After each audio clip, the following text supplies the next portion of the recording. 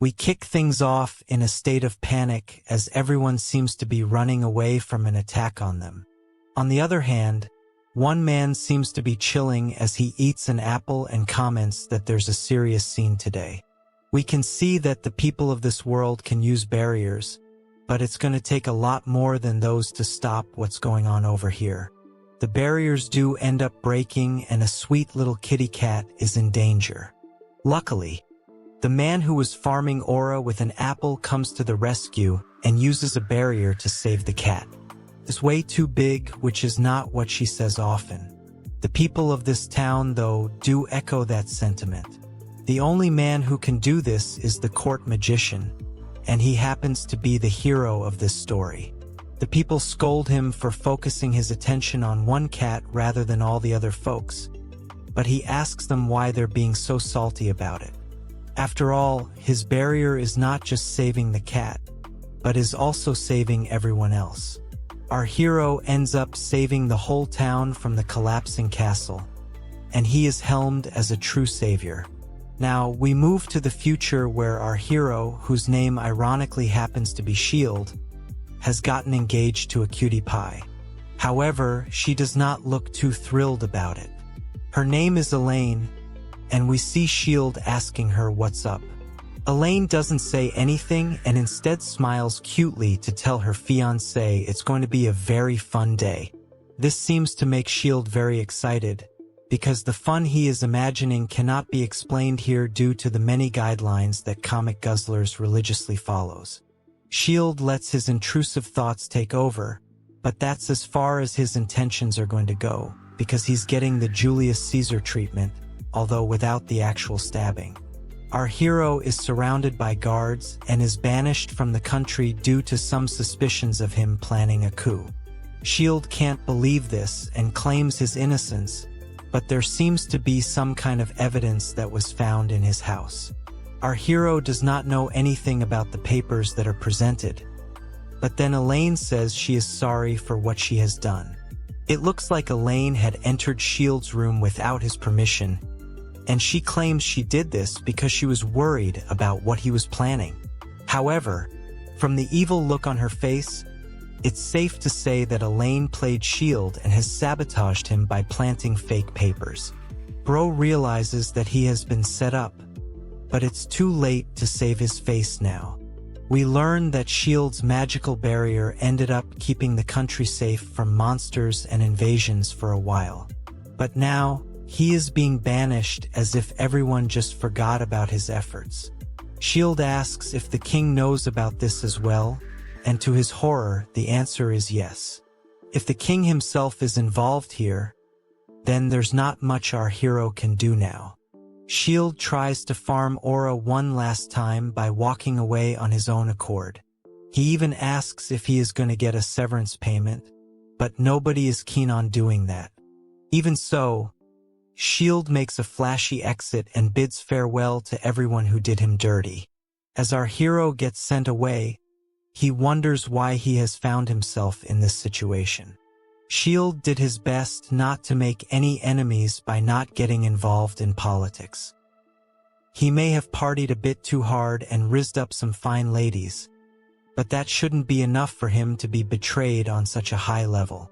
When he announced his engagement to Elaine, there were some folks who looked at him with disdain, but Shield maintains that he has been wronged, and he is speaking facts. He has lived his life with effort and dedication, so he doesn't deserve this punishment. We learn that as a kid, Shield realized that he could only use barrier magic, so he kept honing it to get to this level, even though he'd get made fun of for not having any cool attack powers. It was because of these efforts that our hero became the most powerful barrier mage in the whole country. Now, Shield lets us in on a secret, as he reveals the barrier he placed on the country is not permanent. He wonders if the country has a plan for when the barrier does collapse, but this is all conjecture for now. The point is that the barrier is weakening, and will probably not last for long on its own. Shield can't remember whether he told the people about the barrier dying down, but that is not even relevant at this point. We see him staring at a bunch of apples now, and he seems to have only got a little money and a gold pocket watch with him. Now, he considers his other options, and the city of Minant to the south seems to be the best choice. It's prosperous and much better than the country of northern beasts.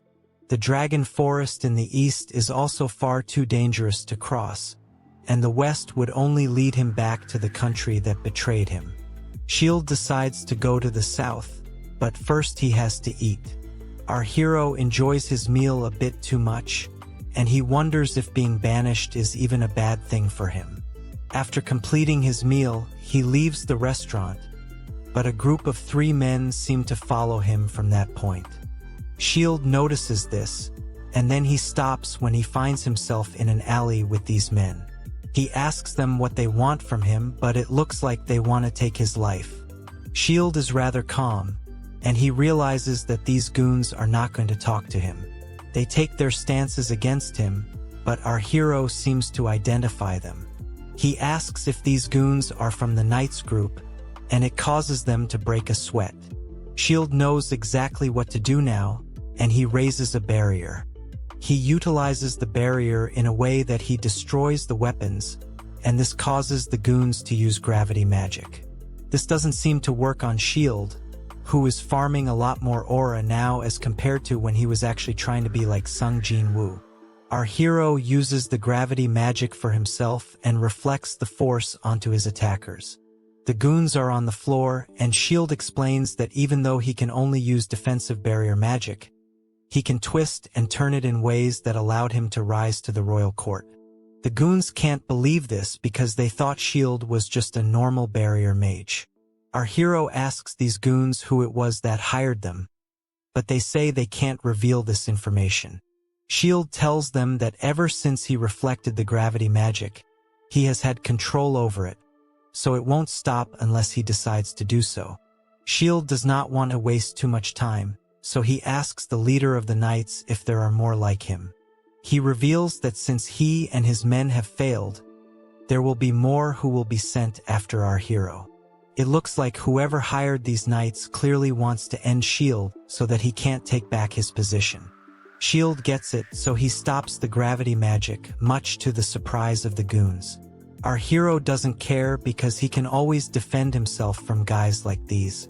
He knows they won't be able to harm him no matter how hard they try. This is, after all, the true power of a court mage. The goons have so much respect for Shield that they bow down to him as they leave.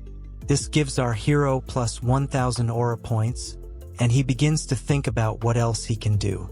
There's no way for him to secretly stay within the country, so he should go south. But he knows that his attackers might follow him there, and the same logic applies to the north too. In this case, his best option would be to go east, which is the least favored option. Of course, his attackers won't follow him there, but there will a lot of hassles on his path. Shield is angry, and he promises to get his revenge from the captain of the Order of the Knights. He does not seem to like bugs a lot, as can be seen when he frantically looks around to check if any bugs have fallen on him. Shield is relieved when he doesn't spot any bugs, but then suddenly, an insect falls on his shoulder, after which there's a whole bunch of bugs going after him. This is a nightmare for Shield, so he cries for help and runs away as far as he can. Suddenly, a massive dragon shows up, which is not good news for anyone. However, Shield seems to be relieved that it's a dragon and not another bug. He turns his back to the dragon and ignores it, but this does not go down well for the beast. The dragon tells Shield not to behave this way, but our hero is shocked that it can speak. The dragon calls out to our hero and dares him to fight, but Shield wants to know how it can speak the human language. The dragon reveals his name to be Bahamut and proudly states that he is the most powerful species in the world. He is surprised that Shield has not heard of him, but anyway, he decides to eat him up.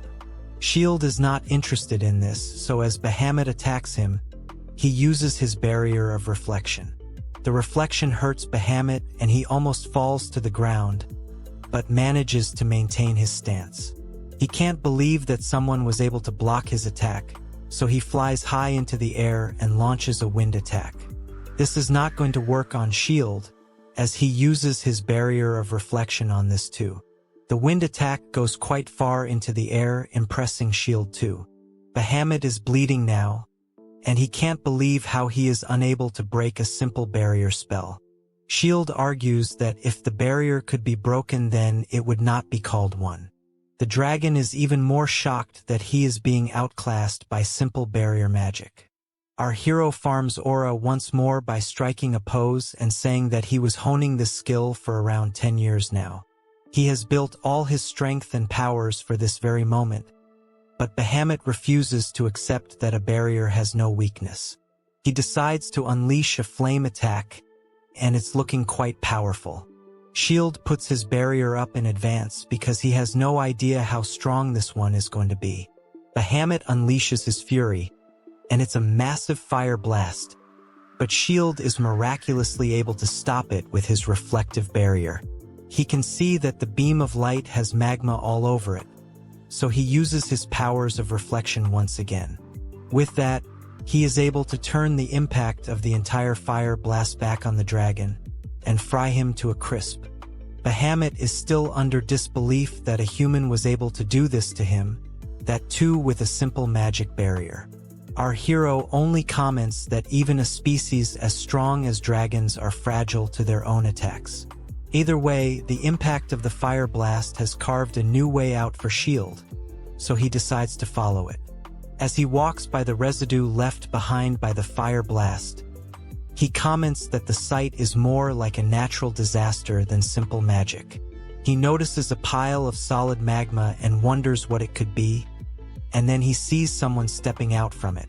It's actually a cute girl, and she seems to be the dragon in human form. She likes Shield because he has a lot of power, but we don't know if the dragon is actually male or female. Shield wants to know who she is, but she says she is Bahamut in his human form. She says that she has done this after being defeated by her own flames, but Shield covers his eyes because the female form can awaken all kinds of intrusive thoughts. He asks Bahamut to act like a lady now that he has taken the form of one, so he does exactly that by creating an outfit with magic. For convenience purposes, we shall now refer to Bahamut as a girl, because that is what he looks like now. Shield still feels that Bahamut is wearing too little clothing, but she says he has to make do with what she has.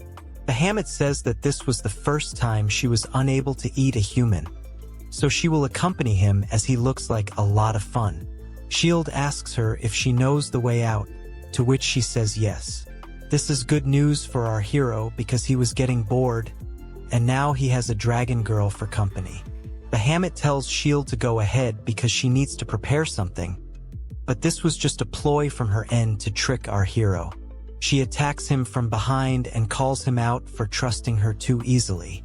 However, the dragon girl is unable to harm Shield because he has an invisible barrier around him at all times.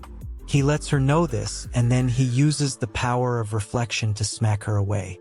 Now that Bahamut has no other option, she follows Shield like a good girl and offers him directions out of the forest.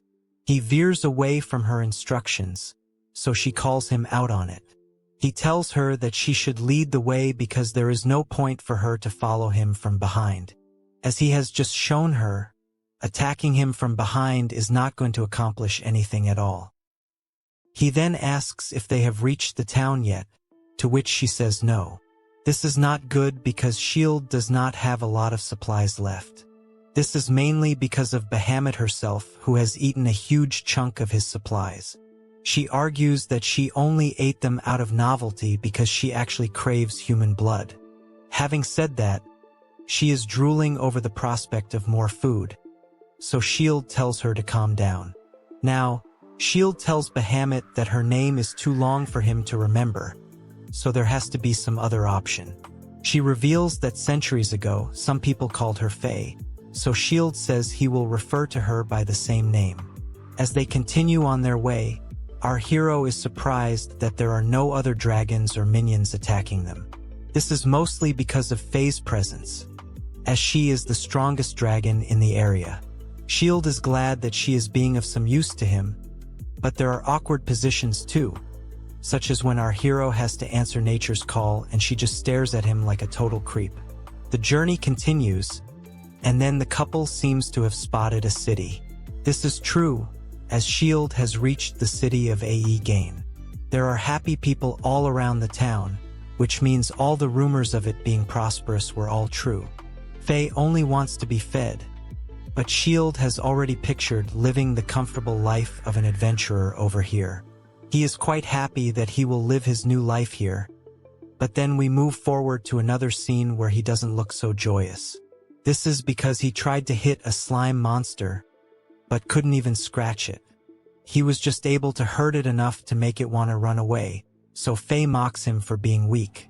Of course, she doesn't get how he beat her if he has no strength. But our hero openly says that his only skill is barrier magic.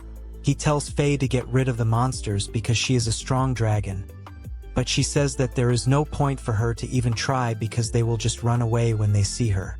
She mocks our hero some more, and even though it's a bit too savage, she's kinda spitting facts. S.H.I.E.L.D. can't harm even the weakest of monsters, and he can't use Faye as his battle slave, so his new life is pretty much ruined. At that very moment, an idea strikes him regarding his precious compass, and he decides to use it while he still can. Now, we see S.H.I.E.L.D. and Faye being welcomed by an old man whose name is Count Albert. S.H.I.E.L.D. has come here as a private tutor to teach Albert's daughter, so he can at least earn some money. Albert says they should have dinner first, and S.H.I.E.L.D. agrees with a polite tone. Faye is surprised to see this, but sometimes you've got to do what you've got to do. S.H.I.E.L.D. tells us that Albert's daughter is supposed to be some kind of prodigy mage, which makes him not that useful, but then again, he is the only one who can use such powerful barrier magic. Having said that, S.H.I.E.L.D. will not be able to do much if she asks him to teach her other kinds of spells. Faye is only interested in one thing, and that is the dinner table in front of them. Albert invites the duo to enjoy a nice meal, and our hero loses all sense of consciousness. He tells Faye to eat as much as she can, to which she says of course, and is glad that following him has paid off for her. What follows is a rather ugly sight of S.H.I.E.L.D. and Faye eating like literal animals. The dragon girl makes sense, but S.H.I.E.L.D. used to be royalty, so his hunger really must have taken over him. Even Albert comments that this is not a treat to the eyes, and starts asking about his daughter. S.H.I.E.L.D. says he'll deal with her, but he needs more food now. After all, he's starving, so it's not like he can afford to think about manners. Suddenly, our hero senses someone's presence, and it happens to be Albert's daughter looking at him and Faye. There's a lot of magic power emanating from her, and it makes our hero worried. If this is actually the Count's daughter, then he won't have anything to teach her because of such high mana. This is not looking good for S.H.I.E.L.D., so he has to continue eating as much as he can before he gets fired by Albert. Now that the meal is done, it's time to talk about the daughter, but S.H.I.E.L.D. can only picture himself getting fired. Albert's daughter's name is revealed to be Amelia, and she is told that S.H.I.E.L.D. and Faye are going to be her new private tutors. Albert states that this is a good thing because the both of them were court wizards from Helena, although the dragon girl's background is clearly a lie. Albert continues to tell Amelia how great it is for her to learn from such experts, but S.H.I.E.L.D. is worried that this will become a huge disappointment. Suddenly, Amelia cheers up and sweet-talks her dad, surprising even him. Anyway, Albert tells her to be good to her tutors and goes off on his way. Now, S.H.I.E.L.D. tries to make an acquaintance with Amelia, but she turns around and asks him to tell the truth about himself. She says that if S.H.I.E.L.D. is honest, then she will not make any problems for him. This is quite literally like the Gus Fring meme, so our hero gets a little scared. Faye still seems chill about the whole thing, but S.H.I.E.L.D. explains that they are actually court wizards from Helena. Amelia believes that the pocket watch in his hand is genuine, but she suspects that he may have either found it or bought it from somewhere. Amelia now starts farming aura of her own and says that her father is a good man, so he will only blame himself if he finds out he has been deceived. She genuinely wants to know the truth about S.H.I.E.L.D., so our hero figures he might as well give it to her. He tells her about the barrier surrounding Helena, and Emilia says that this is a very popular barrier. As a matter of fact, the whole continent knows about it, and this makes S.H.I.E.L.D. a bit embarrassed. Emilia asks why he is so embarrassed, and that's when S.H.I.E.L.D. reveals that he's the one who created it. Naturally, Emilia is shocked to hear this. She breaks her teacup and tells S.H.I.E.L.D. that the 10 court wizards of Helena are the highest-ranking mages in that nation, which consists of 10 million inhabitants. She then tells our hero not to use such a title so lightly here, because these are mages she severely admires. She even dares him to say this again, as she will make him feel the weight of what he is saying. After all, Emilia too wants to be a court mage, so she does not wish to waste her time with fakes like S.H.I.E.L.D. Our hero knows that the Count's daughter is radiating a ton of magical energy, which is similar to that of a court mage. However, he maintains that he is actually one of those 10 wizards. Emilia refuses to believe this because a court mage would never be in a position where he would have to eat like a pig to make up for all the earlier starvation. S.H.I.E.L.D. then explains that he was expelled for making the very same barrier that made him famous. He puts it down to politics, but Emilia says that no country would ever expel a hero, especially one who saved it from certain doom. S.H.I.E.L.D. says that he is speaking the truth, but Emilia has no interest in talking to him. She wants him to get out, but he says he can't do that because he needs the work. S.H.I.E.L.D. asks Faye to say something, but she has no interest in talking to such a grumpy girl. Our hero can't believe the dragon girl is doing this, that too right after a heavy meal. Emilia says that she will not take S.H.I.E.L.D.'s lessons, but she will allow him to stay and remain silent in a corner. This is not ideal, but at least S.H.I.E.L.D. is not out of a job yet. Now, we move to a training zone where there is a dummy placed in front of Emilia. She harnesses her powers, and S.H.I.E.L.D. notices that she can use fire, water, and wind magic too. Now, Emilia activates her offensive magic and launches an attack on her target.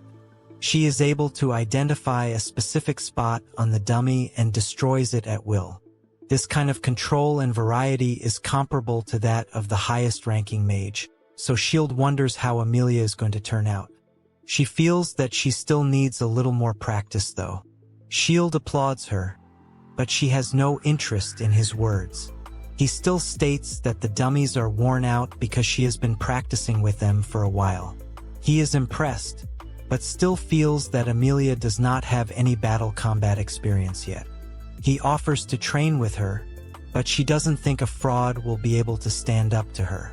The other tutors would have run away by now, but a true man of culture stands his ground. S.H.I.E.L.D. now activates Aura mode and says that he will show Emilia what it's like to be a real court mage. Emilia says that she has used up all her magic on this one blow, so she will use hand-to-hand combat on S.H.I.E.L.D. so as not to take his life. This is surprising to S.H.I.E.L.D., but Emilia says that it's only normal for court mages to be trained in some kind of martial arts. S.H.I.E.L.D. asks Faye to step in for him, but she says that the food here is really good, so she doesn't want to mess that up by ending Emilia accidentally. She taunts our hero by saying he better not lose to a little girl, but S.H.I.E.L.D. knows he can't really fight at all. He assumes his pose and Emilia sets off. S.H.I.E.L.D. feels like he can keep up with her speed, but before he even knows it, she lands a kick to his neck. Nothing happens to him, of course, because he has that invisible barrier around him. This shocks Emilia because she's never seen such a strong opponent before. The impact is so strong that the Count's daughter injures her own leg in the process. S.H.I.E.L.D. explains his invisible barrier, and Emilia comments that he is actually quite tough. It's nothing for S.H.I.E.L.D., as he doesn't even need to put in a lot of effort. But Emilia wants more, so she goes for a powerful punch. It looks like she's aiming for the face, so S.H.I.E.L.D. covers it, but that's exactly what Emilia wanted him to think. She uses a feint attack which surprises S.H.I.E.L.D., but does not change the result because his barrier is on all the time. Emilia ends up injuring her own wrist in the process, so S.H.I.E.L.D. takes this chance to flex on her. He says she can try all she wants, but the outcome is going to be the same. Amelia asks him if he eats iron every day, but S.H.I.E.L.D. says that he has one, so it's not like anyone can fire him now. Amelia doesn't like this, but she has to give credit where it's due, so she'll let our hero stay a little longer. After all, if he is this tough, then there's no way for her spells to affect him. S.H.I.E.L.D. celebrates with Faye because now they have free food and lodging. He then tells Amelia that he is going to be a good tutor to her, but she tells him to keep quiet because she is sure to find a way to get rid of him. Of course, we all know that's not going to happen to the main character. S.H.I.E.L.D. is not worried about such statements because to him, the main thing is that he can eat to his heart's content tonight as well. Later, S.H.I.E.L.D. is shocked to learn that Amelia is sick, but he does not believe it. After all, she could be trying to trap him just like Elaine had done earlier. Our hero barges into her room and is surprised to see that Amelia is actually not too well. The Count's daughter seems to have a high fever, so S.H.I.E.L.D. wonders if it's because of the internal bleeding caused from her earlier injury. He will try to heal Amelia, but the maid is not sure if that is a good idea. S.H.I.E.L.D. tells her to chill out because he is a court mage from Helena, so she does as he says. Faye also shows up and asks if S.H.I.E.L.D. needs any help, but he says he'll be fine because he is Amelia's tutor. Our hero goes on to cast a spell, but is it possible for him to use healing magic? It looks like S.H.I.E.L.D.'s tactic has worked, because we instantly shift to seeing Amelia walking towards him and Faye. She notices the both of them eating like hogs, but that's not her concern. She wants to see our hero's face, and he is glad to see that she has recovered from her injuries. Amelia was told that S.H.I.E.L.D. healed her, which means he does have another trick up his sleeve, apart from barriers. The healing was quite good, so Amelia doesn't consider S.H.I.E.L.D. to be a fraud. However, she does not think he is sincere either, so his court mage claim is not something she still believes. She wants to give him a chance with her magic, and she wants to have a go right now, but our hero hasn't had the chance to enjoy his food yet. Anyway, he is taken to the training zone where he is to duel with Amelia. She says that the only rule is for them to continue with the duel until one of them surrenders. Apart from that, anything is allowed, and this actually excited S.H.I.E.L.D., whereas most others would have a different reaction. He wants to teach Amelia everything that he has learned, but she clearly seems to have violence in her mind. She pulls out what looks like a basic fire arrow, so S.H.I.E.L.D. mocks her for underestimating him. However, within the blink of an eye, he sees that she has summoned dozens of fire arrows. Amelia asks if S.H.I.E.L.D. will be able to take on so many attacks on the go, and he is impressed that she was able to summon so many arrows in less than 3 seconds, which is the kind of timing some men would probably keep up with in the bedroom. Anyway, S.H.I.E.L.D. decides to get a little serious, but he still makes sure that he won't hurt Amelia in the process. The Count's daughter fires her arrows at the same time, and S.H.I.E.L.D. unleashes his barrier. He doesn't use the reflective one, but instead brings out the magic absorption barrier so that things can remain safe. Amelia is shocked to see all her arrows getting absorbed in seconds, but she is not going to stand down. She unleashes a massive blast of energy on S.H.I.E.L.D., but he casually absorbs it with just one hand. Amelia is losing her head, so she unleashes yet another attack at full power, and while it might be dangerous to others, S.H.I.E.L.D. once again absorbs it with just one hand. He taunts Amelia as well by saying this wouldn't have been a bad move if she would have hit her target. He thanks her for giving him all that magic power, and then asks what she plans to do next. Amelia now summons rain, and it becomes cold for S.H.I.E.L.D. This is a nuisance for him, so he asks why she is using such a technique. That's when she unleashes ice magic to try and freeze our hero. S.H.I.E.L.D. is impressed, but not taken aback, so Amelia unleashes an ice break attack on him too.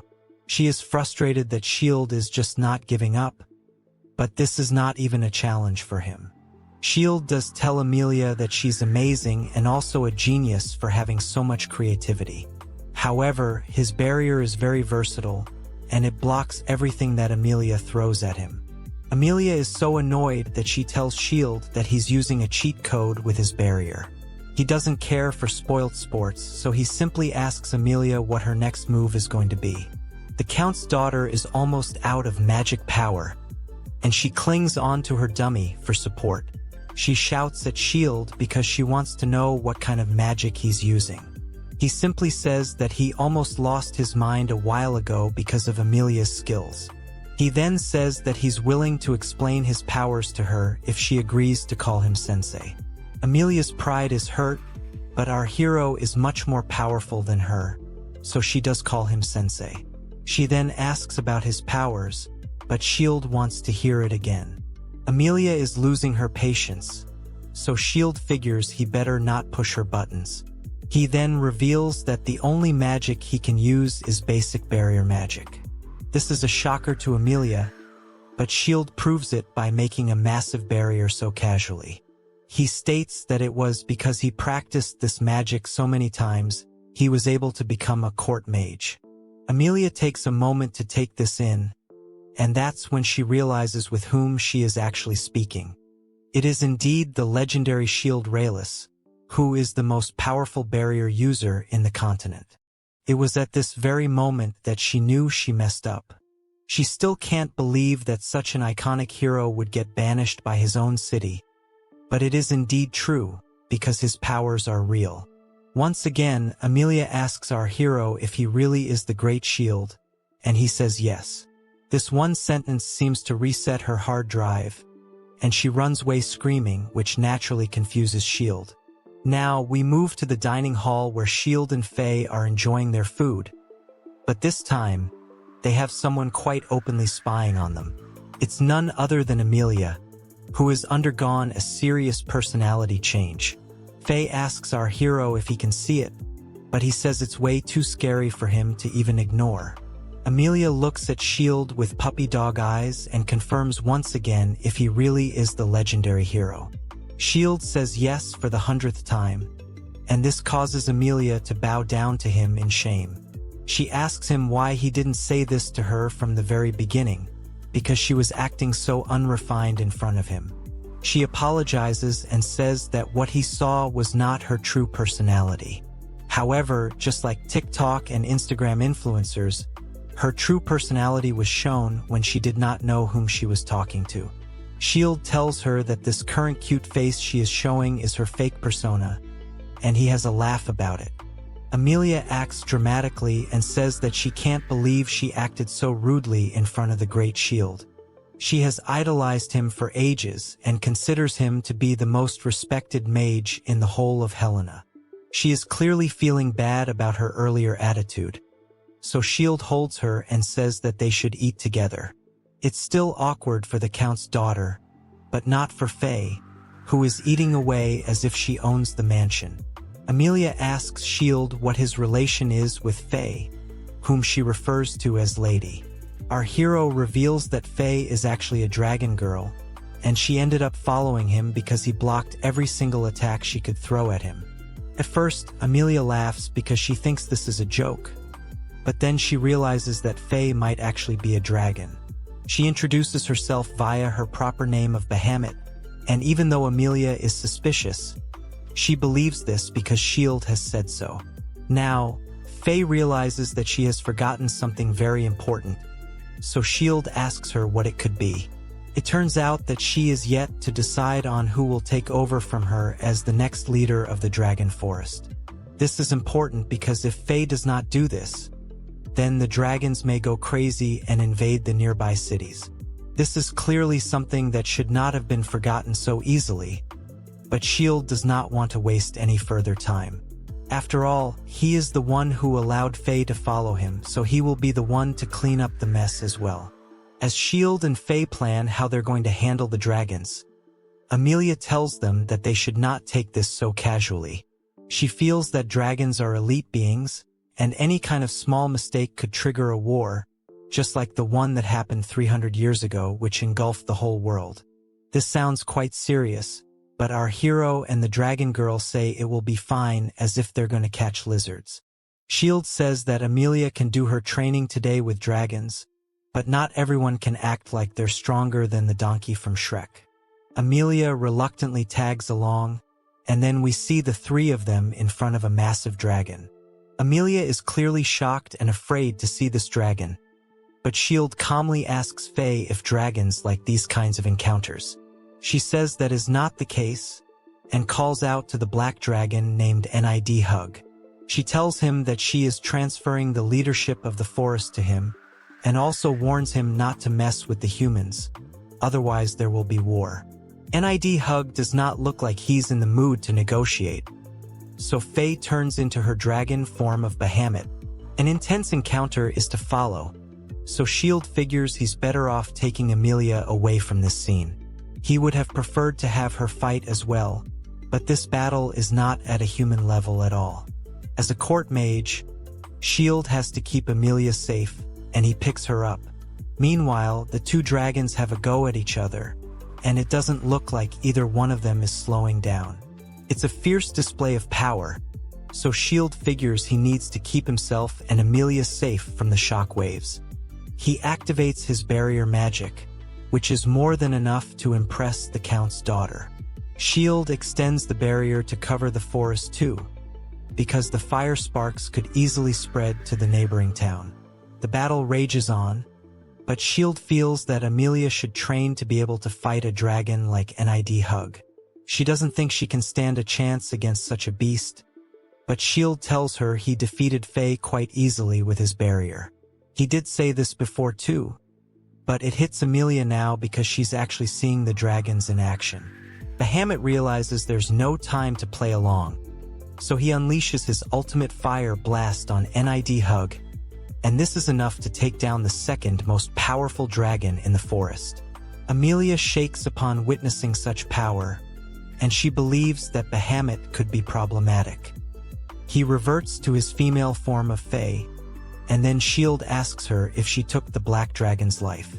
She says that she made sure not to use too much firepower, and actually did enough to make Nidhug obey her commands moving forward. Amelia screams at the both of them because they are talking as if they are at the local Starbucks. Amelia goes crazy thinking about what she has just seen between two legendary dragons.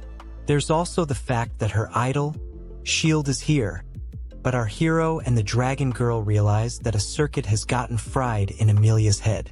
Now, Faye tells S.H.I.E.L.D. that if he uses such a big barrier to cover a whole city, then he will get dragged into politics again.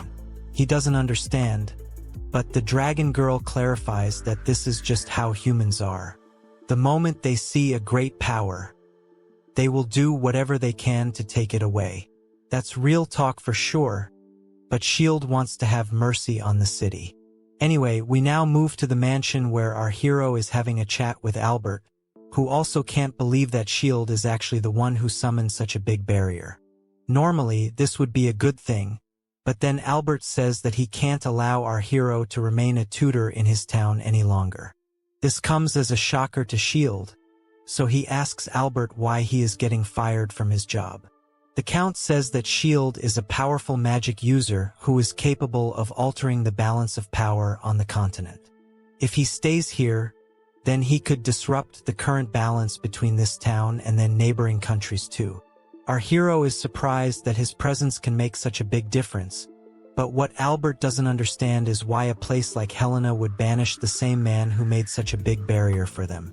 S.H.I.E.L.D. says that he doesn't know for sure, but it could be that they have found a way that makes him unnecessary there.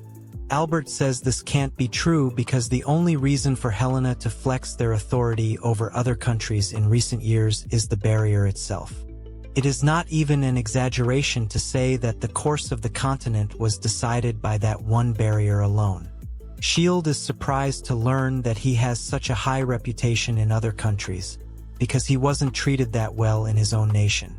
As a matter of fact, people used to give him grief for only being able to summon barriers. There were tons of folks who did not want him to become a court mage either. Albert is angered by this, and he comments that Helena never used to be so shameless when it came to treating its heroes.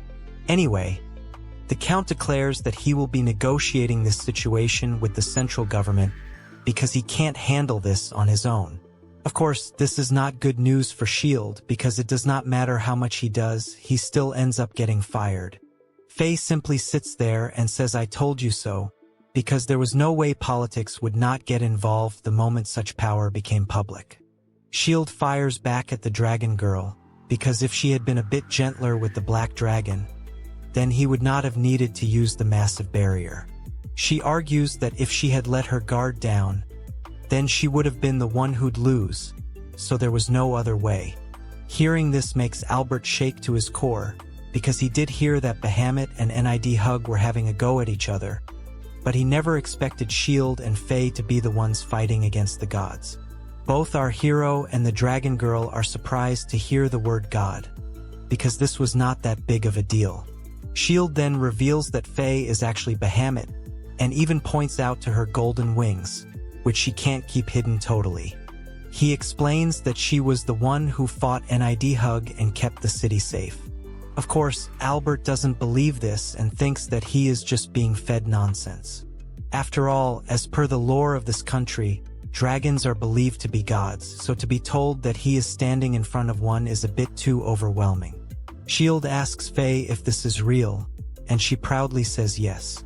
Just hearing all of this is enough to make Albert sick to his stomach, so he says it's all out of his hands now. He STLLL asks S.H.I.E.L.D. if he would be willing to become his ally if he were to continue staying here. Our hero is not too sure about this because he could just be used and thrown away, exactly like what had happened in Helena. He laments the fact that he really does not have any good way to live freely. Anyway, it's time for a meal. And both S.H.I.E.L.D. as well as Faye are surprised to see an even more lavish menu in front of them. Our hero figures that this is because his true identity has been revealed to the people of this world.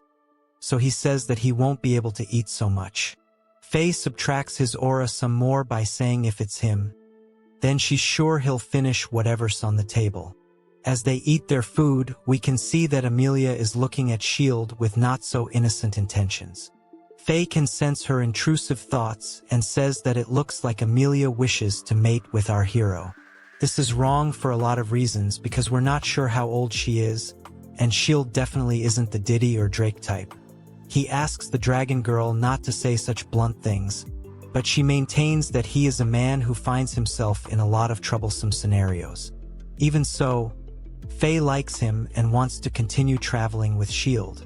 Our hero doesn't see anything good coming out of this, because Faye is the most sus girl he's ever seen in his life. Faye then says that if it ever gets too bothersome for S.H.I.E.L.D., then she'll have no problem flying away with him. There is some sincerity in what she says, so S.H.I.E.L.D. figures it's not too bad to stick with her right now. Later, Amelia guides S.H.I.E.L.D. to some place, but it seems quite suspicious, so he keeps asking her if he is going the right way. Naturally, S.H.I.E.L.D. is taken aback by this, but Meryl maintains that she has always wanted to marry the man whom even her sword could not reach. She asks S.H.I.E.L.D. once again to marry her and come to her land of beast men, but she receives a resounding no because as of now, their relationship is that of her trying to take his life. Amelia breaks this chat by saying her master only belongs to her, and she is more of his type. It looks like S.H.I.E.L.D. is never beating the Lolicon accusations, but Meryl tells Amelia she will never be able to keep her master happy with her flat-screen LCD TV. The Battle of the Pillows is decided instantly with Meryl winning by a resounding margin. The cat girl then asks Faye if she too wishes to get with S.H.I.E.L.D., and she can also figure that she is not a human girl. Faye smiles and says that she only wishes to eat S.H.I.E.L.D., further confirming our hero's suspicions that the dragon girl has not given up on that idea yet. Faye reveals that she gains the powers of those she eats, so if she ends up eating S.H.I.E.L.D., then she will be quite literally unstoppable. Our hero figures out her ambition, but he knows that won't happen. Meryl is offended that Faye wants to eat her future husband. Faye explains that she will not get in the middle of their marriage because people's lives are too short. Instead, she will wait until S.H.I.E.L.D. is old and senile, because by that time, he won't be able to use his barrier magic smartly.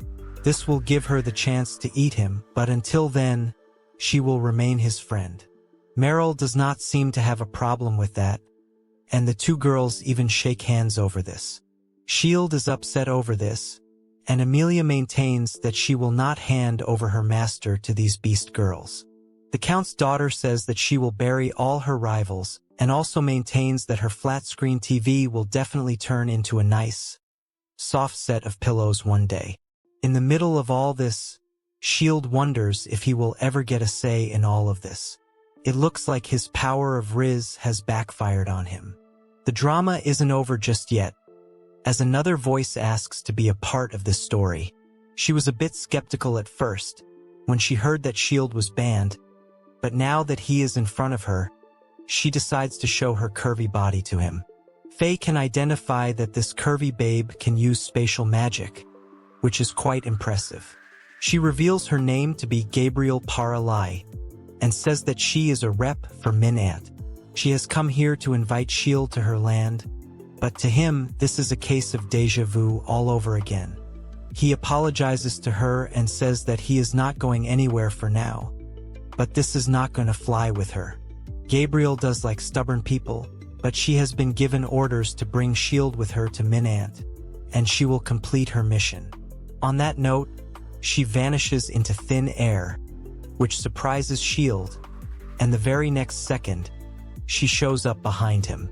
Our hero may have been caught off guard, but he does have his invisible barrier, so he is able to repel Gabriel. She is shocked because she can't see any walls or barriers, but she is not going to give up just yet. Faye can see that a big one is coming, but Meryl and Amelia figure they need to get out of here as soon as possible. It's too late for that, as Gabriel summons a giant orc monster to the city. She is ready to use force, so she commands the giant orc to attack S.H.I.E.L.D. with his club. Such acts are redundant at this point, as S.H.I.E.L.D. reflects the blow to break the club. Gabriel doesn't want any damage to be done to the city, so she sends the club back to another dimension, which intrigues S.H.I.E.L.D. Gabriel may not want to cause damage, but if she is up against such a tough opponent, then she will have to risk some injuries. The giant orc launches a full-power attack on the barrier and strikes it with everything he's got. Gabriel is confident that this will work, but to her surprise, the barrier's reflective power destroys the giant orc. S.H.I.E.L.D. is completely unbothered to the point where he is not even paying attention to what Gabriel has to say. Gabriel needs to achieve something at least, so she asks S.H.I.E.L.D. to give her company for a bit longer. She summons a mass of land, but it looks smaller than the orc monster, so S.H.I.E.L.D. is not bothered. However, Gabriel reveals that this is just the tip of the iceberg. She goes on to reveal that she's summoned something as big as a mountain, which is quite a ridiculous weapon to use. S.H.I.E.L.D. panics and tells her not to do this, because the whole city will get destroyed by the mountain. She says that some damage can't be avoided, but our hero tells her that this will be a whole lot more than just some damage. Meryl sees that Gabriel is getting them involved too, which is a huge bother, so Faye brings out her wings to protect the others. Gabriel says that her actions only prove how desperate her people are, but S.H.I.E.L.D. tells her he won't hold back this time. She's game and throws her mountain at him with full force. Our hero does his thing and activates the barrier, but Gabriel believes she has won this time. To her surprise though, S.H.I.E.L.D. is not only able to block the mountain, but also destroy it with his reflective powers. Gabriel is not ready to lose even after such a shocker, so she uses her spatial magic to try and teleport S.H.I.E.L.D. to her land of Minant. Our hero isn't worried because he can repel teleportation magic too. He reflects the attack and remains unharmed, so it's time to strike one more pose and farm more aura. However, he only ended up transporting Gabriel's clothes via the teleportation, so her curvy body remains on display for everyone to see. Naturally, S.H.I.E.L.D.'s intrusive thoughts break free, and his nose starts to bleed. Meryl compares Gabriel's pillows to her own, but Amelia is shocked that her master does prefer his honkers to be big. Gabriel is exposed, so she asks S.H.I.E.L.D. if he intentionally only teleported her clothes away. He tells her this is not the case, but our hero has been caught lacking. There are many other people over here who can see Gabriel, so S.H.I.E.L.D. gives her his upper shirt so that she can cover herself. She teases him for a bit, but he begs her to please put on his shirt. It looks like Bro's power of Rizz has struck Gabriel as well, as she playfully flirts with him now. At this point, his Rizz is more powerful than his barriers. Meryl steps in and tells Gabriel that she has called shotgun on S.H.I.E.L.D. becoming her husband. Gabriel fires back by saying S.H.I.E.L.D. is not the kind of man who would like to be with violent women. That's a bit rich coming from a woman who just threw a whole mountain at a city, but then Gabriel says she is much better when it comes to performing night duties. The cat girl says that she is no stranger to shady activities either, so both the girls get into an argument. Pillows are pressed against each other as both Gabriel and Meryl ask S.H.I.E.L.D. to choose which of them he prefers. This is literally the life every man of culture wants, but S.H.I.E.L.D. is working on post-nut clarity levels of consciousness. He tells the girls that he can't look at them this way because it wasn't even an hour ago when they were trying to kidnap him by force. Meryl says that she has no other choice now but to seduce him, and Gabriel says that she will do the same. Amelia, on the other hand, is not too happy about this as she was the first one to lay claim to her master. Luckily, Faye has some sense, so she tells the girls not to be so impulsive. The Margrave is going to be coming soon with officials to this country, so it would be better for them to present their points officially then. Meryl and Gabriel are fine with this, although they clearly seem to be competing against each other now. Faye doesn't care as long as she gets to eat S.H.I.E.L.D. when he's old and senile. Our hero would like to get a word in, but before he can do that, he notices the girls looking somewhere else. He wants to know what's going on, so Faye tells him to take a look at the forest. The barrier that S.H.I.E.L.D. had created 3 years ago has finally cracked, and is now no longer protecting Helena. Faye adds that this was the only thing preventing the dragons from attacking the town. It was faster than S.H.I.E.L.D. had expected, but the others seem to be happy that the arrogant kingdom of Helena does not have any protection any longer. As multiple discussions begin regarding who is going to get S.H.I.E.L.D. now, our hero just realizes that it has been so long since he had erected the barrier. He personally thought that it would perhaps last another year or so, but that is none of his concern anymore. Now, we move forward to the official meeting where Albert decides to discuss S.H.I.E.L.D.'s fate in the future. Our hero is looking forward to how this is going to go down, as Albert presents the terms of his country Uri first. He guarantees the position of court magician for life. He will also offer S.H.I.E.L.D. 10 times the salary of the other court magicians, and he will also offer our hero the title of Count, alongside multiple lands to his name. Albert has made S.H.I.E.L.D. an offer he can't refuse, and our hero is more than happy to take it. However, the discussions are not over, as Meryl decides to present her offerings. Arias is offering S.H.I.E.L.D. the title of Duke, and a whole list of lands that amount to 1/10 of the size of a whole country. At this rate, S.H.I.E.L.D. will be like the king of a small country by himself, and he sees this as a great offer. However, Gabriel is still left, so she presents the offer made by the people of Minant. They are offering the title of Duke, a similar amount of land, and even the sea. Gabriel feels it should be rewarding for our hero to join her country, and this is good enough for him to say yes, but this isn't all from Gabriel. She is willing to offer territories from her own country to Uri and Arias as well if they concede S.H.I.E.L.D. to her. This is an offer that even the Godfather himself would not be able to match, so both Albert and Meryl ask S.H.I.E.L.D. to go over to Minant.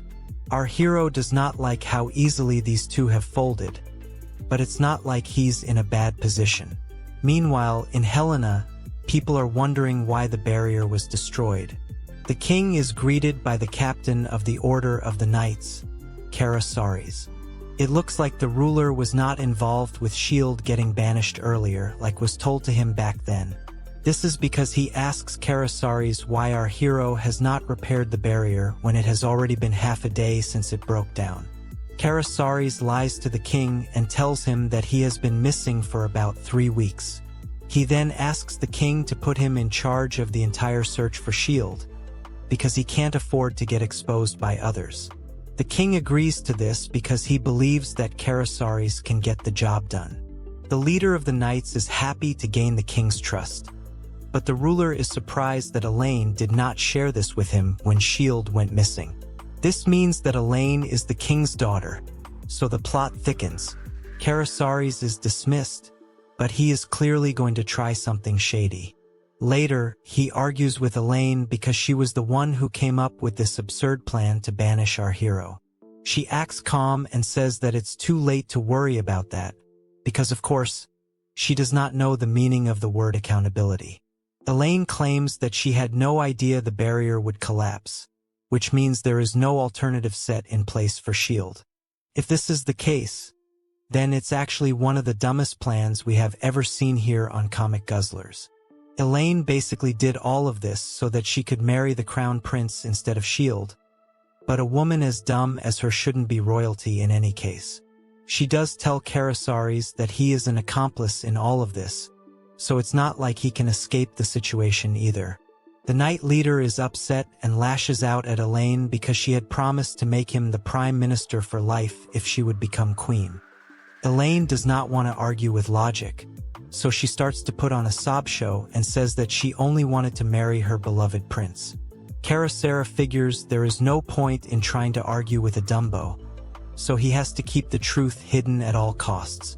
The first plan of action is to silence all the witnesses of the engagement disaster with money. Karasaris decides he will be the one to bring back S.H.I.E.L.D., and he will torture him as much as possible to make him put the barrier up again. This is a dumb statement because our hero is literally immune to everything. Anyway, Elaine leaves it all on the knight leader and exits the room, but Karasaris is quite angry that he has to go and get S.H.I.E.L.D. again. Now, we move back to the main official discussion where everyone seems to be in high spirits. S.H.I.E.L.D. says that he is quite happy with what Minant has offered him, but even so, he refuses to go anywhere. He is content with finding a job that pays well with maybe a few strings attached. This is not at all what anyone would have expected to hear, but at least S.H.I.E.L.D. wants to maintain his independence. Gabriel doesn't think there is any such job out there for our hero, and says that other countries will definitely try to get access to his barrier powers. S.H.I.E.L.D. does agree that there is no easy job out there for him, so Gabriel uses her big brain energy to suggest an alternative solution. She will give S.H.I.E.L.D. the land of Mirai, which is to the east of Minant. S.H.I.E.L.D. has already refused this, but Gabriel clarifies that in this case, she wants him to make Mirai an independent territory under his control. This is almost like he is going to become a king, to which Gabriel says that his land will be completely independent of Minant. In exchange for this, she just wants our hero to put up barriers in the cities near the Dragon Forest. This is great because Meryl and Albert agree with this logic because the other countries would feel at ease being safe from the threat of dragons. After all, S.H.I.E.L.D.'s power is way too great to belong to just one nation. By simply having a barrier at these cities, their defenses will be a lot higher than they can ever be. Meryl is happy with Gabriel's thinking, so she compliments her, and the two babes seem to get along with each other now. S.H.I.E.L.D. is also fine with this because he has heard that Mirai is a land blessed with tons of resources. With that, contracts get signed and champagne bottles are opened to celebrate a successful meeting. Meryl, Gabriel, Albert, and S.H.I.E.L.D. all raise a toast to a fruitful future ahead. As per the contract, our hero first has to go to the Beast Men land of Arius and make a barrier there. Next up is Minant, and a couple of other cities which S.H.I.E.L.D. is able to finish off quite soon. He is all done with his duties, but Faye is surprised that it hasn't even taken him a day to get this done. He tells her that if he wanted, he could have done all of this within an hour, but he wants to at least show that he is putting in an effort. Gabriel thanks our hero for his efforts as his powers are quite impressive indeed. S.H.I.E.L.D. asks her if he can move freely around Minant because he would like to explore the country slowly before he reaches Mirai. She hands him a permit to pass all the checkpoints, and she gives him a bracelet made of a ruby magic stone. It will certify Shield as the lord of his domain, and he is thankful to her for it. Gabriel would prefer it if he showed his appreciation by getting married to her, but Amelia wants him to stay with her as her husband. Meryl also wants to get married to our hero, so his Rizz skills have come back to haunt him yet again. Shield does not want so much drama because he doesn't want to lose his land in the divorce. He bids farewell to all the thirsty girls and leaves with Faye, who at least only wants to eat him when he is old. A few days pass by, and then Faye asks our hero how much money Gabriel gave them when they left. Shield reveals she had given him a whopping 10,000 gold coins, which is enough to travel like a boss for 10 days. However, Faye points out that they have already almost spent it all in just 3 days. It's a fair question, but she seems to have forgotten that she eats as much as 10 people. Shield worries that if this keeps up, they won't be able to make it to their destination, but the Dragon Girl tells him to start working and earning. Our hero asks her why she isn't working too, but she says she does not need to do such a thing. After all, if Shield starves to death, then she will just eat him and get his powers. Shield curses himself for forgetting Faye's true intentions. If he has to earn some cash, then he will need to do something out of the blue. An idea strikes his mind, but Faye tells him not to do something illegal. Shield is not the type to make such a mistake, as he decides to join the Adventurers Guild to pick up some work. Faye takes a look at all the men here and comments that they are all weak. Shield tells her not to speak so loudly because it can cause problems for them. Now, our hero goes to the receptionist girl, who is dressed in a cute nurse costume. Shield tells her that he wants to register with the guild and take on a quest, but the nurse girl looks at him with doubt. She even hides a rude face, but Shield can see that she is thinking of him as a weakling. The nurse girl says that is not the case, but when she fills the form, she learns that Shield has no previous experience as an adventurer, and there is no one who can vouch for his abilities either. With this information, Shield can only be an E-rank adventurer, and not the Sung Jin-woo type. Shield is given some E-rank quests, but he wants to take on stronger monsters. He is E-rank, so the nurse girl will not help him out over here. Shield once again says that he won't be able to earn any money, but the nurse girl maintains that he is E-rank, while also showing a rather annoying smile. This sucks for our hero because Faye's appetite is not going to die down anytime soon. At this moment, someone walks in asking if Shield needs any help. The nurse girl seems to be in love with this man, so Shield asks him who he is. The nurse girl refers to this man as Isekai'd, who seems to be some big-shot adventurer. The nurse girl tells him that Shield wants to take on more dangerous missions despite being E-rank. Our hero is ready to do it at his own risk, but then Isekai'd offers to show him the world of high-ranking adventurers. Isekai'd is the top B-rank adventurer of this city, and the nurse girl is amazed to see how he is willing to help out the rookie. Isekai'd still thinks that Shield will be a worthy addition, but Shield tries to insult him, although he calls him tall and handsome. Faye doesn't get how this is an insult, but Isekai'd anyways says that he is ready to split the reward with Shield. This works for him because it's just the two of them over here, and he feels Isekai'd is a fool for offering such a high share of the prize. He suggests taking on the Jinga Turtle Forest. Shield doesn't know what that is, but he's game for it. Now, we see the squad at the dungeon, and Isekai'd tells our hero to be careful. There might be a lot of weak monsters in the dungeon, but the Jinga Turtle is an A-rank beast who has a shell resistant to both physical and magical attacks. Isekai'd adds that the Jinga Turtle might retreat into its shell when threatened, so that will make the task even tougher. Shield only cares about how Faye found something to eat in this dungeon. Of course, he's also paying attention to what Isekai'd is saying, but it will be tough for him to use his barrier if the Jinga Turtle retreats into its shell. Our hero does not understand why he is on a quest where the monster hides instead of attacks. It goes against his style, But then Isekai'd notices that he is looking a bit pale. He asks S.H.I.E.L.D. not to back out on him right now, but he says that this is going to be easy for him, so he isn't scared at all. The problem as of now is that there are no monsters around at all. This is because Faye is with them, meaning the weaker monsters will hide from her. Of course, Isekai'd does not know this, so S.H.I.E.L.D. just changes the topic. Isekai'd asks the two which of them takes the vanguard and which one takes the rear guard, but neither one of them are familiar with the concept. Isekai'd can't believe how inexperienced these two are, but he has no idea who he is chilling with right now. He believes it's always better to assign roles for survival, but he feels he will be enough to take down the Jenga turtle. He just needs S.H.I.E.L.D. to keep himself safe for now. He even tells our hero to hide behind him and not to do anything reckless, leading S.H.I.E.L.D. to believe that Isekai'd might actually be a good guy. Faye suddenly notices the monster in front of them, and the Jenga turtle does look like an absolute unit. It's quite massive too, so Isekai'd tells the others to stay behind him, and then he charges straight at the turtle. S.H.I.E.L.D. doesn't think this is a good idea, but Isekai'd believes he can take down the beast with just one blow before it hides in its shell. The plan sounds good in theory, but Isekai'd is not able to land even a scratch on the Jenga turtle. The beast hides into its shell, but Isekai'd says this is cheating.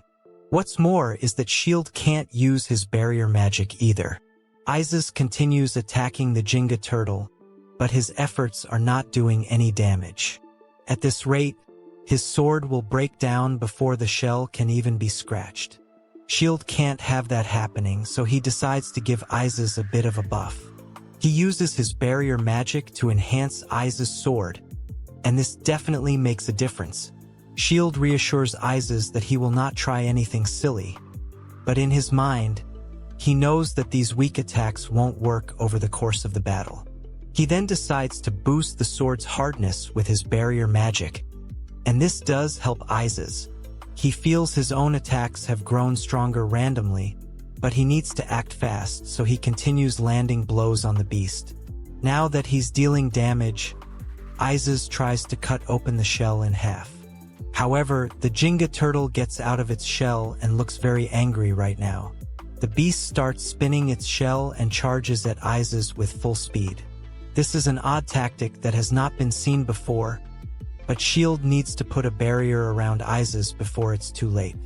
Unfortunately, he's not quick enough to cover Isekai'd's full body, and the B-rank hunter does get hit. Luckily, enough of Isekai'd was covered to keep him alive, but now S.H.I.E.L.D. has to deal with the Jenga turtle. It's out of its shell now, but our hero can only use his barrier magic on it. Isekai'd regains his consciousness, but does not understand how he was able to block such a big attack. Anyway, he realizes that the Jenga turtle has been ranked incorrectly. It is not an A-rank beast, but rather an S-rank monster. He is clearly no match for it, but there's no reason to fear as long as S.H.I.E.L.D. is here. The Jenga turtle is now in an aggressive mood, so it attacks Isekai'd, but we all can see that he is at his limit. S.H.I.E.L.D. needs to create a distraction, so he whistles at the monster to try and get it over to him. Isekai'd scolds S.H.I.E.L.D. because he had told him to hide, but there is no time for second-guessing now. The monster seems to be even faster than before, so things could get tricky. Even our hero admits that it's a bit too fast for him, so he's counting on some perfect timing to make his move. Isekai'd has no idea what S.H.I.E.L.D. has in mind right now, so he tries to warn him, but it's too late. A huge splatter of blood is seen, and we don't know what's going on. Even Faye is not giving anything away from the look on her face. There is something on the ground that looks like a corpse, but we can't see what it is. Is this truly the end for our hero? Psych! There's no way the main character is going to die in the 6th chapter of the story. Also, this is not solo leveling, so you don't have to worry about crazy cliffhangers. Anyway, Isekai'd is shocked to see that the head of the Jenga turtle is lying in front of him. He then sees S.H.I.E.L.D., who is stretching his shoulder muscles and lamenting how troublesome this monster was. Isekai'd asks S.H.I.E.L.D. what he just did, so he says he raised a barrier. Isis can't believe that this was done with such simple magic, but Faye has other things to look at. She wants to eat bits of the shell, but Shield does not want her to do this. Isis doesn't think a little girl can eat the shell of such a powerful monster, but he does not know that she is a dragon. Faye eats a piece of the shell quite easily, which shocks Isis, but Shield is upset because he will not be able to sell off that one piece for extra cash. Since Faye can gain the abilities of what she eats, she is now able to harden her wings. Seeing this is quite the revelation for Isis, but Faye is quite pleased by how strong her defenses have become now. Shield tells her that she looks ridiculous like this, so she should hide her appearance like this. Faye agrees and says she will only bring out the hardened wings when it is needed. Shield can at least sell the rest of the Jenga turtle, and he turns to Isis, but it looks like he has already fainted. Problems are definitely increasing for our hero. Clearly, this has been a bit too much for Isis to take in, especially a dragon girl along with an ultimate barrier boy. Now, we move to Shield putting in all the collected items in his storage bag, and he is glad that he can travel with Faye without worries for a while. On the other hand, Isis is still trying to come to terms with the fact that he was on an adventure with the legendary Shield hero. Shield asks Isis if it is really all right for him to take all the winnings of the quest, but he says that it's only the right thing to do, as our hero did most of the work. Now, Shield asks Isis to come with him to Mirai because it would be handy to have a skilled fighter like him around. However, he says that this would not be ideal for the city, as he is the best adventurer they have. Since he needs to be here to keep the city safe, Isis can't come along, so Shield hopes to see him again sometime later. They bid farewell, and even Faye says that Isis is a good man. This is why our hero has left him a little gift in the form of an invisible barrier to keep him safe. Bro really is the most valuable player. Some more time passes by, but eventually, both Shield and Faye are able to reach the city of Mirai before starving to death. The dragon girl mocks our hero by asking if he has holes in his pocket because his money seems to disappear a bit too quickly. Of course, Shield fires back at her because she is a really fancy girl who wishes to go to all the expensive places. Faye complains that the city is quite empty, but Shield tells her not to change the subject. At that very moment, a bunch of men show up and start calling our hero a priest. He does not understand the meaning of this, but it looks like these men have got the wrong person. They also seem to be frustrated waiting for the priest to arrive, but then Shield tells them he can be of use. After all, if he helps them, then he can get some food, thus establishing his heavy plot armor. Now, Shield is given a brief on the city's situation and learns that there is a curse on it. One of the men tells him that the people of this city have been falling sick way too often, and this was why they have been anxiously waiting for a priest to show up. Shield says that he will put an end to this, but Faye mocks him by saying barriers don't end curses. Our hero snaps at the dragon girl and tells her there is no other way to deal with it for now. Plus, he really needs to get some food before he starves again. Faye simply says that's fine for her, because she can just eat him up when he's weakened. The city's people are not sure if they should be relying on this couple, but they don't really have much of an option left, so they ask Shield to end this suffering for them. On that note, Shield leaves the city to deal with the situation. He has tons of energy but no direction at all, so he's basically winging it. Faye doesn't even know if the curse is real, but Shield asks her if she genuinely knows anything about a curse that would make people fall ill. The dragon girl only gives him an attitude and says that she doesn't know of any curses that aren't even strong enough to take human lives. Having said that, she can sense some kind of nostalgic scent coming from up ahead, so the couple heads in that direction. The dragon girl still can't put a name to this smell, but she is familiar with it. Now, they arrive at the spot, and even Shield can sense a strong magical energy. Our hero is shocked to see a red lake in front of him, which is pretty bad news.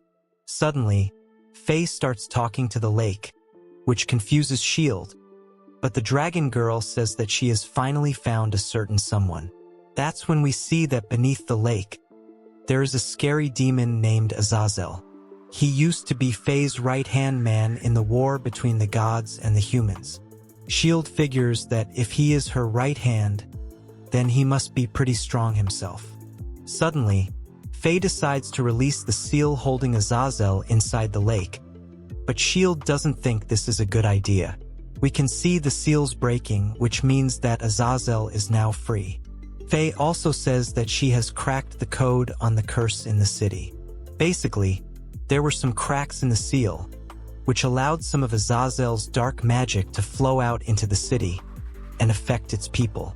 S.H.I.E.L.D. is not exactly happy to see this because the mission is a lot more complicated now than it was before. Now, the demon Exile rises out of the lake and presents himself like a true aura farmer. He bows down to Faye and calls her his lord because he is actually a male in his true form. Exile also says that it has been 300 years since he last saw Faye, which is a heck of a long time. The dragon girl tells Exile that he is still as formal as ever, so he apologizes for being sealed away by puny humans. He is ready for any punishment, but Faye says there is no need for that. Exile appreciates her mercy, but he also wishes to know why there is a human by her side. He looks at S.H.I.E.L.D. with a lot of contempt, so it is definitely an awkward situation for our hero. He even says that he wishes to take the life of this puny human, but he clearly has no idea that he is dealing with a Giga Chad.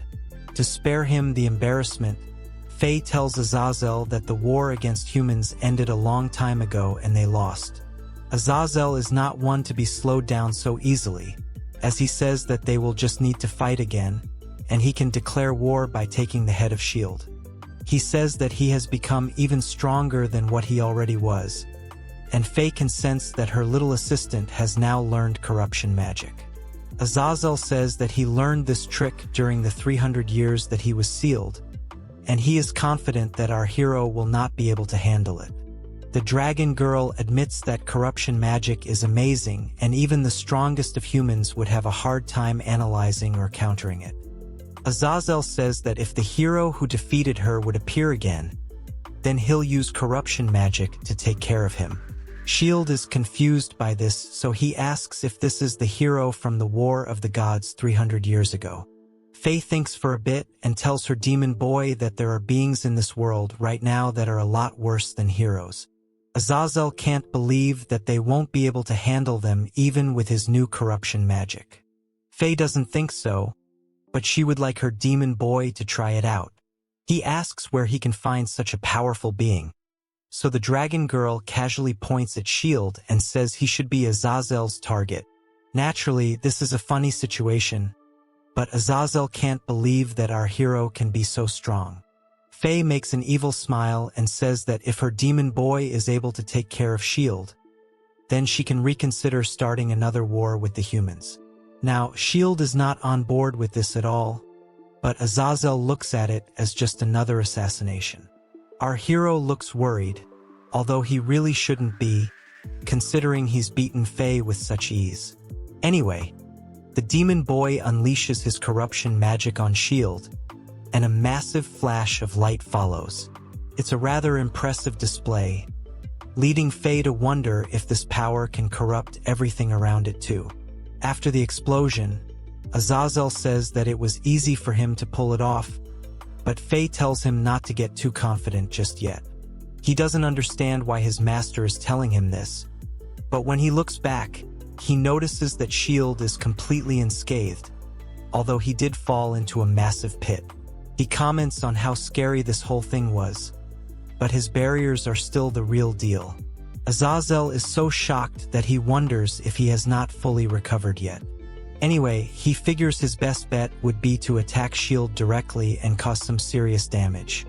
He summons tons of rubble and forms them into sharp weapons that he then launches onto S.H.I.E.L.D., who is really just getting tired of this stuff. Now that he is done with attacking our hero, Exile asks Faye when they should start with their new invasion. However, he is shocked once again to see that nothing has happened to S.H.I.E.L.D. He scolds Exile, telling him that he should at least give him some time for a break. But the demon boy figures he should just attack S.H.I.E.L.D. directly. He even has the audacity to say that he didn't want to touch humans because they're so filthy, but he doesn't really have a choice now, does he? With that, Azazel vanishes in a second, and S.H.I.E.L.D. is impressed by his speed. He wonders where the demon boy has gone, but he worries that he has never faced corruption magic before, so he does not know how to counter it. He can't even sense Azazel's presence, so it's almost as if he's fighting a scary ghost. Suddenly, Azazel appears out of nowhere and surprises S.H.I.E.L.D. with his speed. His demon face is a bit too scary, as he says goodbye to our hero and unleashes his powers. This is probably the first time that S.H.I.E.L.D. is thinking that he might just lose his life here, as his barrier may not have been activated.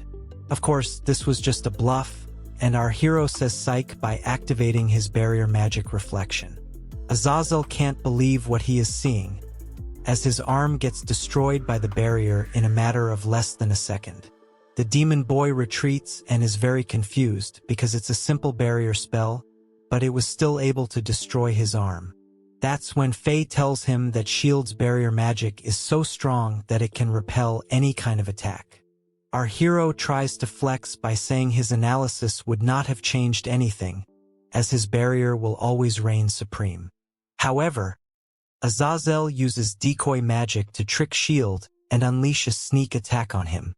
He is able to regrow his arm and he tries to harm our hero, but it's of no use as his attack is once again repelled by a shield. His arm is burst open once again, and Azazel does not look in good condition. S.H.I.E.L.D. mocks him and says that he really should take care of himself, but Faye intervenes and tells Azazel not to fight our hero anymore. After all, it will only end in further humiliation. The demon boy says he's fine, and his wounds will only take a week to heal. S.H.I.E.L.D. is surprised to hear this because that sounds a lot more impressive than his own barrier magic, although not really. Now, Azazel asks Faye if all the humans have learned magic as strong as this, but she says it's only S.H.I.E.L.D. as far as she knows. Our hero is not sure if he should take this as a compliment, but then Azazel says he has figured out what his master has in mind. He believes that she will begin the war after S.H.I.E.L.D.'s death, which is apparently supposed to be in less than 100 years. The dragon girl is impressed by her assistant's intelligence, but S.H.I.E.L.D. makes a funny face and laments the fact that Faye is eagerly waiting for him to die. If she gets his barrier magic after eating him, then there is no way that humanity will be able to win against her. Faye now tells Azazel that he should come with her and S.H.I.E.L.D. to Mirai, so that he can spend 100 years there in training and leisure. However, he says that he has a few things to take care of before heading there. On that note, he snaps his fingers, and a whole bunch of bats show up. S.H.I.E.L.D. is amazed by this, because it's almost as if Azazel is the evil version of Bruce Wayne. He does admit that the demon boy looks super cool and is farming more aura than him, and even Faye says that he's a smart one, so he and his bats will be useful to her. S.H.I.E.L.D. can't believe this because even though Azazel is cool, he's still super scary. Faye maintains that Azazel will prove to be a useful asset to them, because his true strength is not in fighting, but rather in overwhelming force. Azazel is known to make both allies and enemies submit in fear due to his ways, which is essentially his modus operandi. S.H.I.E.L.D. figures that he too will be one of the people subjected to the kind of torture Azazel likes to apply, so he makes a funny face again and laments his situation. Now, Faye says that once Azazel pledges loyalty, he never betrays, but then again, as long as our hero has his barrier, he has nothing to be afraid of. This is true, so S.H.I.E.L.D. calms down, but then Faye says she's going to get the reward for ending the curse. S.H.I.E.L.D. follows after her quick steps, and after some time, they reach the real royal capital of Mirai. Our hero lets us know that he's pretty tired of all this walking, and he also talks about how the people of the outer city didn't even believe what he told them about Azazel. He may not have had the receipts, but it all got worked out in the end, and now he's finally at his main destination. S.H.I.E.L.D. still complains that it's a miracle they were able to get here before starving. But Faye only wants to eat more food, so she tells him to hurry with his walking. S.H.I.E.L.D. is about to call Faye something that is not very gentlemanly. But then he gets distracted when he sees how amazing Mirai looks. The supermassive, so S.H.I.E.L.D. can't believe that he is now going to be the master of all this land. He spots the mansion and decides to go there right now, and meets the guards. He shows them the bangle that Gabriel had given him earlier, and this is enough to make them realize that a true Giga Chad has arrived. Our hero takes this chance to announce that he is the new Lord, S.H.I.E.L.D. Rayless, and he feels really good about him making such a statement. He asks Faye if he was cool right now, but she says no. Anyway, the guards bow down to him and tell him to enter the mansion as they have been waiting for S.H.I.E.L.D. Our hero wonders if a golden carriage is coming to pick him up, but Faye is not too concerned about that. They enter the mansion, and S.H.I.E.L.D. can't believe what he is seeing. There are servants everywhere, and the mansion itself looks larger than life. Despite all of this, something does seem off about the place, as the maids and servants don't seem very thrilled to see S.H.I.E.L.D. here. Their faces are also shown to be black, but that's not some kind of controversial statement, as it's just done for dramatic effect, so please chill. The servant tells S.H.I.E.L.D. to enter a room as someone seems to be waiting for him there. Our hero and Faye are told to wait at a spot, and it definitely feels like they are not welcome here. Even the maids are looking at them with cold stares, so something is definitely up.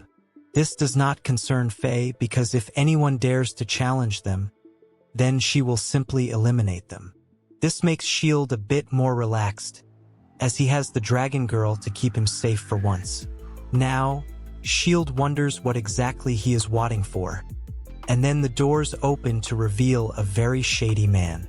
He has a couple of guards behind him, and he welcomes our hero and Faye as representatives of Helena. He has heard everything from Gabriel, but the look on his face suggests that he is not going to be listening to the orders given to him. The shady man introduces himself as Van Gogh, but not the painter. Our hero realizes something is up, because he is being called a representative of Helena country, and not the lord of this land. Van Gogh says that he has been managing Mirai ever since the time of the previous lord's demise, and he adds that he knows S.H.I.E.L.D. is from common birth, thus he is not royalty. He then suggests that it would be a lot better if our hero continued living freely as before, which means he's not going to give up the throne. Faye asks S.H.I.E.L.D. if she should tell Gabriel about this, but he tells her that won't be necessary, as he wishes to take the power with his own hands. Of course, that's a bit naive because he has rightfully earned it, so he should technically be telling Faye to go dragon mode and wreak havoc. He then confronts Van Gogh and tells him that he basically wants S.H.I.E.L.D. to be a lord only in name, while he continues to have all the power. Van Gogh seems to be a lawyer as well because he does not explicitly state anything and only implies it. However, it's pretty clear that things are going to get messy, and S.H.I.E.L.D. realizes that it may take some time for him to become the actual lord of this place. However, help comes in at the right time, as Exile shows up with a whole troop of demons with him. Van Gogh is shocked to see so many demons showing up suddenly over here, and his face basically says that he's cooked. Now, Exile tells Faye that he has released all of his sealed comrades, and he would like to be allowed to work under S.H.I.E.L.D. for about 10 years. She says yes, so Exile kisses her hand like a true gentleman. Of course, Van Gogh is not too happy about this, so he orders his men to go attack the demons. It doesn't take long for him to realize that he is messing with the wrong folks, as Exile slashes through all of them within a second. It's truly Sung Jin Woo level of aura farming, as Exile tells Van Gogh that he's in his way, as blood drips down from his hands. The other guard is basically wetting his pants right now, because there's no way he'll be able to match up against such a demonic entity. Van Gogh looks at the guard and asks him what he's waiting for, but then he notices that he has actually wet his pants, so he calls him pathetic. Now, a demon girl approaches her Lord Exile and offers to eliminate the unclean humans. Her name is revealed to be Beluga, but not the whale, so Azazel tells her to go ahead. The demon girl approaches the wet guard and she doesn't even need to hold her sword, as she is able to control it via levitation. The guard begs to be spared, but Beluga says that leaving loose ends will only make matters worse later on. She also mocks the man by saying he won't have to worry about later, because he's not even going to have a head now. With that, she slashes off the guard's head, and Van Gogh's final chance to act smart.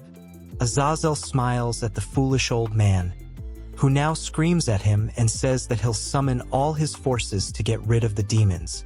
Azazel tells him to shut up, and he uses his magic to completely disintegrate Van Gogh in front of our eyes, making it look easy peasy lemon squeezy.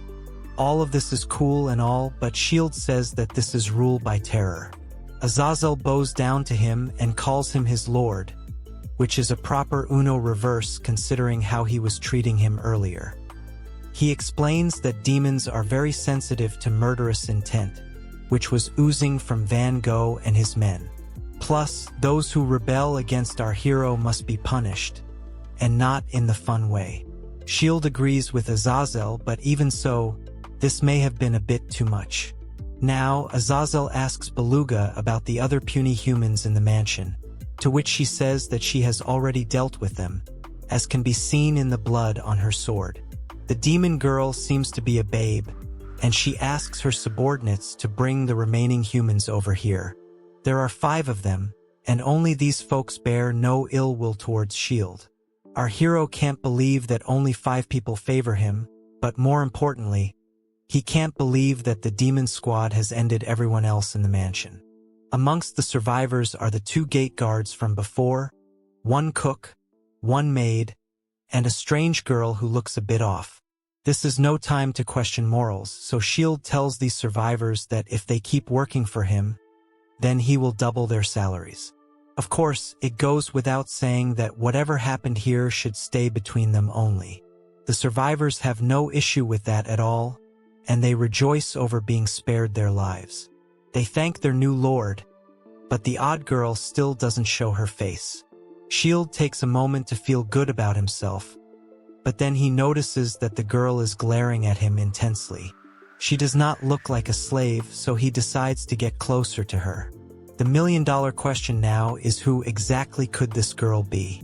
Is there an imposter among us?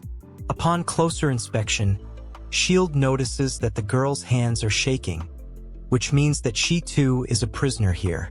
The girl's condition is not the best in the world, and S.H.I.E.L.D. figures that she could be the daughter of the previous lord. It looks like Van Gogh imprisoned her so that she would not take over the throne, and the girl definitely looks a bit annoyed. Our hero asks for her to be untied, and he notices some odd wounds on her body. He asks if the girl is hurt anywhere else, but she simply asks to be let go.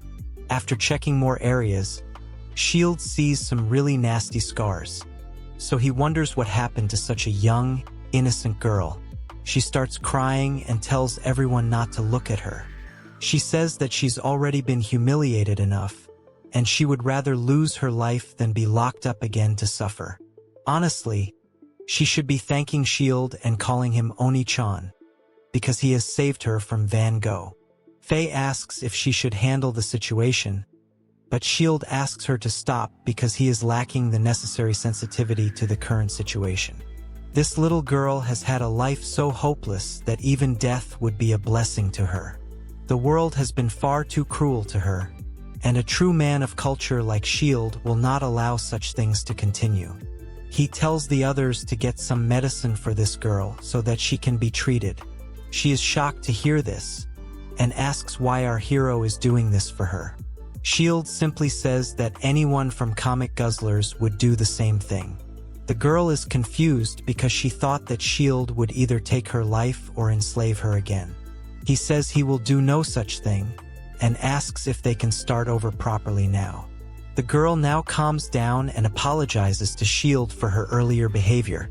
She thanks him for his efforts and introduces herself properly as Lumi Es Mirai. S.H.I.E.L.D. figures that nobles are still nobles, and is relieved that Lumi is fine now. However, she says that even though our hero is not like Van Gogh, she can't let this domain fall under the hands of the demons. After all, this is the land that her father had dedicated his entire life to, and she will protect her loved ones, no matter what it takes. How exactly is this going to turn out for Lumi? Will she continue to oppose S.H.I.E.L.D., or will she accept him as the new lord? What other sinister plans await our hero? And is Faye really going to eat him once he's weak and old? We'd love to find out, but that's all for today's video. Like, share, and subscribe if you love seeing S.H.I.E.L.D. as a new hero on Comic Guzzlers. You guys showed us some love in the first video, so we hope you do the same here as well. After all, we just want to continue delivering videos to all you renowned men of culture regularly. If you like this story, I'll try to make more recaps on similar topics. Okay then, I'll see you in the next one.